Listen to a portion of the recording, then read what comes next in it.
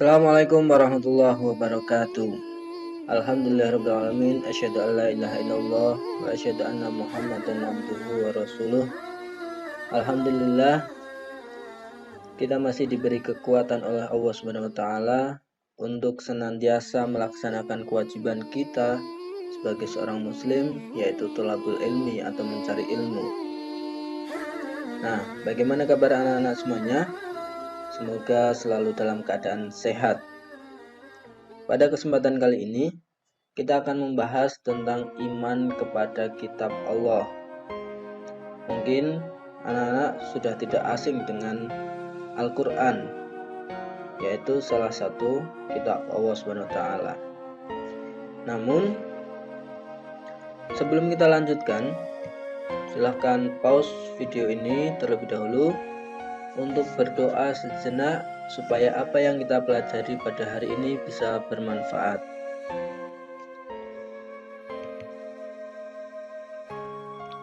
Nah, anak-anak semuanya, apa yang terjadi ketika kita berjalan menggunakan kendaraan bermotor atau mobil, tetapi kita tidak tahu tujuannya? Kita mau kemana dan mau ngapain? Kira-kira apa yang terjadi? Ya, betul. Kita hanya akan buang-buang waktu. Kita hanya akan buang-buang bahan bakar. Bahkan bisa-bisa kita akan tersesat dan tidak tahu jalan pulang. Nah, itulah gambaran begitu pentingnya kitab suci bagi kita. Kitab suci itu sebagai petunjuk bagi kita selama hidup di dunia ini. Pengertian iman kepada kitab Allah. Iman artinya percaya. Iman berasal dari kata amana yu'minu imanan, yang artinya percaya dengan sepenuh hati. Iman kepada kitab Allah artinya kita harus mempercayai dengan sepenuh hati kita bahwa kitab yang diturunkan oleh Allah Subhanahu wa taala kepada kita itu benar-benar adanya sebagai pedoman hidup kita agar dapat meraih kebahagiaan di dunia maupun di akhirat.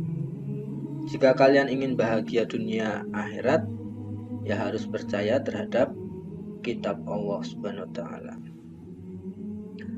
Dalam surat Al-Maidah ayat 16 disebutkan, dengan kitab itulah Allah memberi petunjuk kepada orang yang mengikuti keridhoannya ke jalan keselamatan, dan Allah mengeluarkan orang itu dari gelap gulita kepada cahaya dengan izinnya yang menunjukkan ke jalan yang lurus. Di dalam agama Islam, kita wajib percaya terhadap 4 kitab suci yang telah diturunkan oleh Allah Subhanahu wa taala kepada Rasul-Nya. Apa sajakah keempat kitab itu?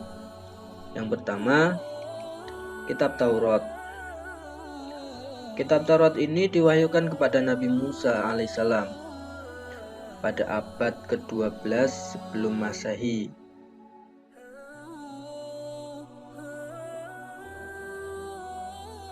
Nabi Musa diutus Allah SWT untuk para kaum Bani Israel, yaitu yang lebih terkenal dengan kaum Yahudi. Bahasa yang digunakan pada kitab Taurat ini adalah bahasa Ibrani. Pokok ajaran dalam kitab Taurat ini adalah perintah mengisahkan Allah SWT, larangan menyembah patung, larangan menyebut nama Allah dengan sia-sia, perintah menyucikan hari Sabtu, larangan membunuh sesama manusia, larangan berbuat zina, larangan mencuri, larangan menjadi saksi palsu, dan larangan mengambil hak orang lain. Yang kedua, kitab Zabur. Kitab Zabur diturunkan kepada Nabi Daud alaihissalam. Kitab Zabur ini berbahasa Kipti karena memang diperuntukkan kaum Kipti, yaitu kaumnya Nabi Daud alaihissalam. diturunkan pada tahun 10 sebelum Masehi. Nah, yang ketiga yaitu kitab Injil. Kitab ini diturunkan pada permulaan Masehi. Kitab ini diwahyukan di daerah Yerusalem. Kitab Injil diperuntukkan kaum Suryani. Kitab Injil ini menjadi pedoman kaum Nasrani agar melaksanakan perintah Allah Subhanahu wa taala. Sedangkan isi kitab Injil antara lain yaitu diperintahkan untuk mengesahkan Allah Subhanahu wa taala, membenarkan kitab Taurat, menghapus beberapa hukum dalam Taurat, dan menjelaskan bahwa kelak akan datang kembali Rasul setelah Nabi Isa, yaitu Nabi Muhammad SAW. Nah, kitab suci yang keempat yaitu Al-Quran.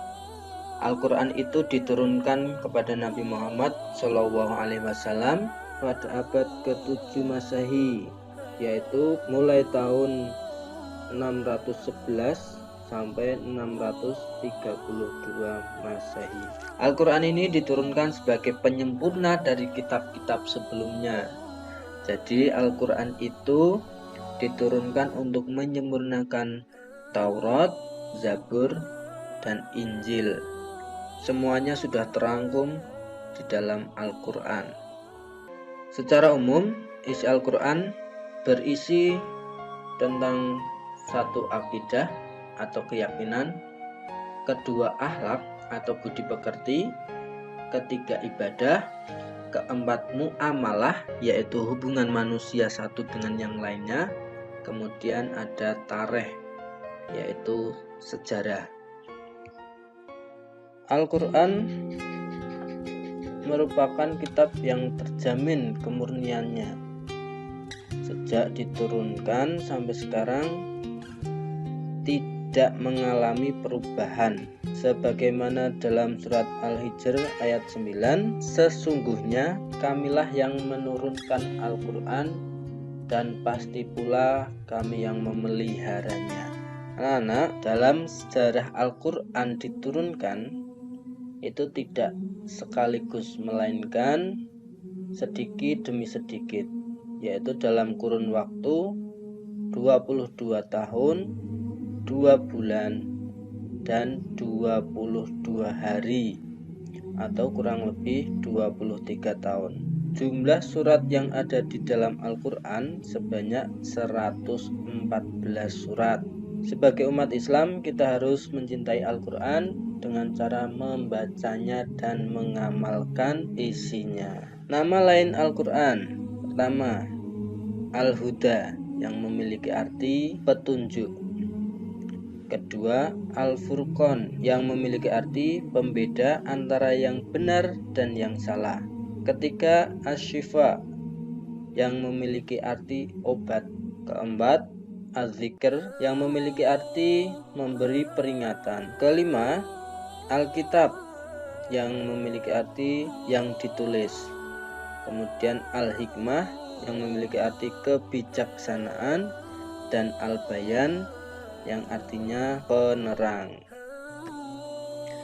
Kemudian perbedaan kitab dan suhuf. Di wahyu Allah yang diturunkan kepada para rasulnya itu ada dua. Yang pertama suhuf dan yang kedua kitab. Meskipun sama-sama firman Allah, tetapi perbedaannya adalah kalau suhuf itu masih dalam bentuk lembaran terpisah, tetapi kalau kitab itu sudah dibukukan.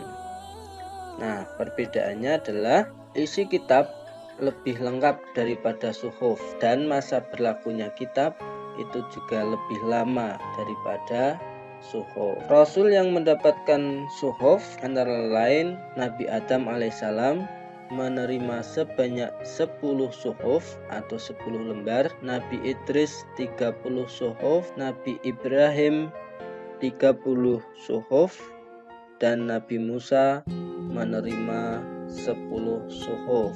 Hikmah beriman kepada kitab Allah. Pertama, memberikan petunjuk kepada manusia. Kedua, sebagai pedoman agar manusia tidak berselisih. Ketiga, memberikan informasi sejarah kehidupan orang-orang terdahulu. Keempat, manusia dapat mengetahui betapa besarnya perhatian dan kasih sayang Allah Subhanahu wa Ta'ala kepada para hamba dan makhluknya. Kelima, manusia yang beriman akan dapat mengetahui dan membedakan mana yang baik dan mana yang buruk. Keenam, mensyukuri segala anugerah dan nikmat dari Allah Subhanahu wa Ta'ala. 7, hati manusia menjadi lebih tentram dan menambah ilmu pengetahuan.